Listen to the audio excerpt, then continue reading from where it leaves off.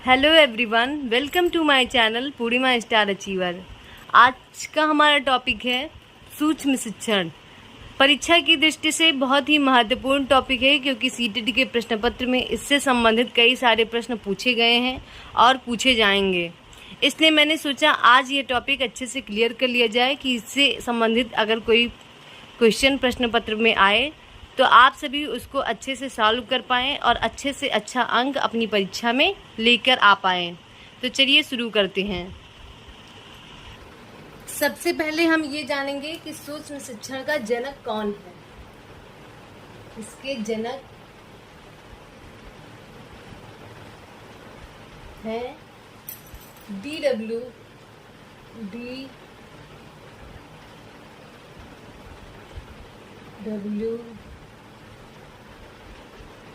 Elon. सूक्ष्म शिक्षण के जनक कौन है? D.W. एलन। अब जानते हैं कि इसकी शुरुआत कहाँ से हुई। शुरुआत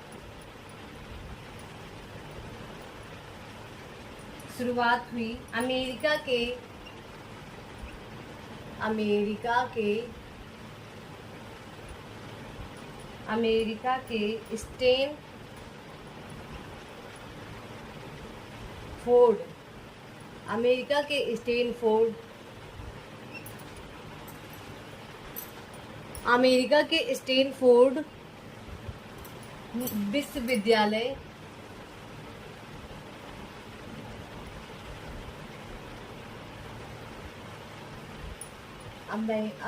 के स्टैनफोर्ड विश्वविद्यालय से 1960 दशक में हुई।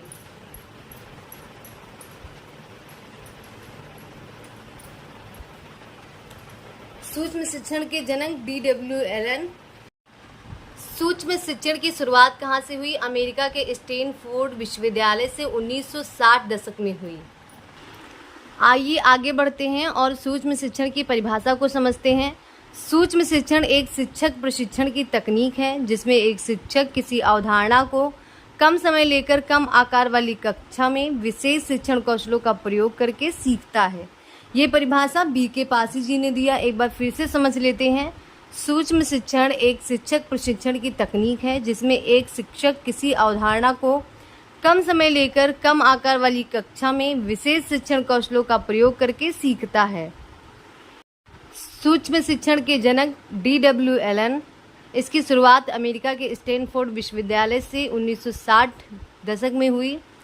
सूक्ष्म शिक्षण की परिभाषा। सूक्ष्म शिक्षण एक शिक्षक प्रशिक्षण की तकनीक है, जिसमें एक शिक्षक किसी अवधारणा को कम समय लेकर कम आकार वाली कक्षा में विशेष शिक्षण कौशलों का प्रयोग करके सीखता है। और ये परिभाषा जो है वो B.K. पासी जी ने दिया। हालांकि सीटेट की परीक्षा में परिभाषा किसने दिया ये नहीं पूछा जाता है, लेकिन मैं समझाने के लिए इस परिभाषा को यूज़ किया। चलिए आगे बढ़ते हैं और जानते हैं कि भारत में सूक्ष्म शिक्षण के जनक कौन हैं। तो भारत में सूक्ष्म शिक्षण के जनक B.K. पासी जी हैं। सूक्ष्म शिक्षण की अवधि कितनी होती है? वह 36 मिनट होती है। सूक्ष्म शिक्षण के सिद्धांत। एलन ने सूक्ष्म शिक्षण के 5 सिद्धांत बताए। पहला है वास्तविक शिक्षण का सिद्धांत, दूसरा है शिक्षण की जटिलताओं में कमी का सिद्धांत, विशेष शिक्षण कौशलों के विकास का सिद्धांत, चौथा है सूक्ष्म शिक्षण द्वारा अभ्यास में कमी का सिद्धांत, और पांचवा है तुरंत प्रतिपुष्टि का सिद्धांत। सूक्ष्म शिक्षण के 5 सिद्धांत बताए एलन ने। पहला है वास्तविक शिक्षण का सिद्धांत, दूसरा है शिक्षण के जटिलताओं में कमी का सिद्धांत, तीसरा है विशेष शिक्षण कौशलों के विकास का सिद्धांत, चौथा है सूक्ष्म शिक्षण द्वारा अभ्यास में कमी का सिद्धांत, और पांचवा है तुरंत प्रतिपुष्टि का सिद्धांत। मैं आशा करती हूँ कि आप सभी को सूक्ष्म शिक्षण के जनक, सूक्ष्म शिक्षण के भारत में जनक और सूक्ष्म शिक्षण की परिभाषा और सूक्ष्म शिक्षण के सिद्धांत ये सभी अच्छे से समझ आ चुका होगा। आगे बढ़ते हैं और सूक्ष्म शिक्षण के चरण को जानते हैं। सूक्ष्म शिक्षण के चरण। सूक्ष्म शिक्षण के 6 चरण हैं, चलिए जानते हैं। पहला है योजना निर्माण। योजना निर्माण। दूसरा है शिक्षण। शिक्षण। तीसरा है प्रतिपुष्टि। प्रतिपुष्टि। छठा है पुनर्योजना। छठा है पुनर्योजना।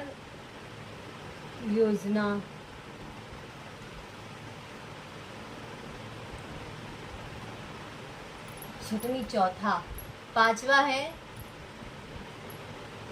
पुनर्शिक्षण। पुनर्शिक्षण। छठा है पुनः प्रतिपुष्टि। प्रतिपुष्टि। पुनः प्रतिपुष्टि। सूक्ष्म शिक्षण के 6 चरण हैं: योजना निर्माण, शिक्षण, प्रतिपुष्टि, पुनर्योजना, पुनर्शिक्षण, पुनः प्रतिपुष्टि। मतलब पहले योजना बनाएंगे, फिर शिक्षा कार्य करेंगे, फिर हम फीडबैक लेंगे, फिर हम योजना बनाएंगे, फिर हम पढ़ाएंगे, फिर हम फीडबैक लेंगे। तो ये जो 6 हैं ये सूक्ष्म शिक्षण के चरण हैं। चलिए आगे बढ़ते हैं और सूक्ष्म शिक्षण के चक्र को जानते हैं। एनसीईआरटी का सूक्ष्म शिक्षण चक्र। तो चलिए जानते हैं। शिक्षण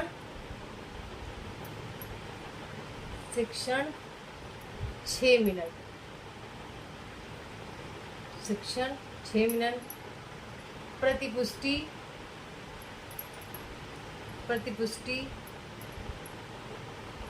6 मिनट। पुनर्योजना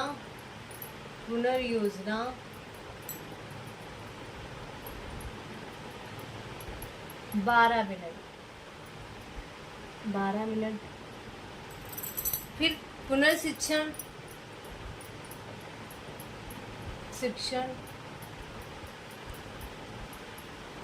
पुनर्शिक्षण 6 मिनट। पुनः प्रतिपुष्टि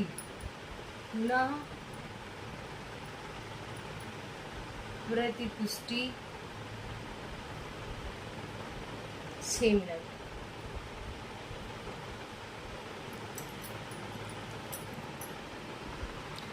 टोटल कितने हो गए? 36 मिनट।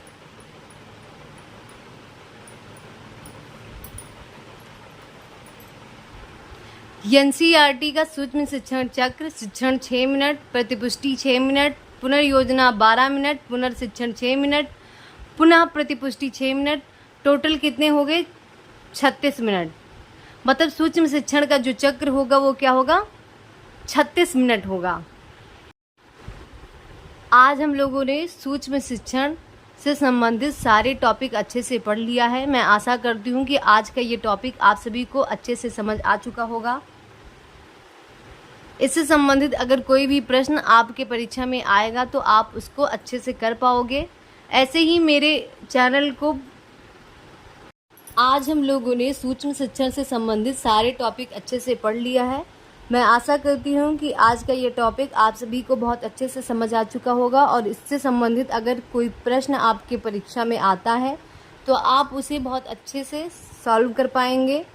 ऐसे ही मेरी वीडियो को पाने के लिए मेरे चैनल को सब्सक्राइब कर लीजिए, बेल आइकन प्रेस कर लीजिए, जिससे मेरे वीडियो की नोटिफिकेशन आप सभी तक पहुँचती रहे। मेरे वीडियो को लाइक कीजिए, शेयर कीजिए और कमेंट करके ज़रूर बताइए कि आप सभी को मेरा वीडियो कैसा लगता है। धन्यवाद।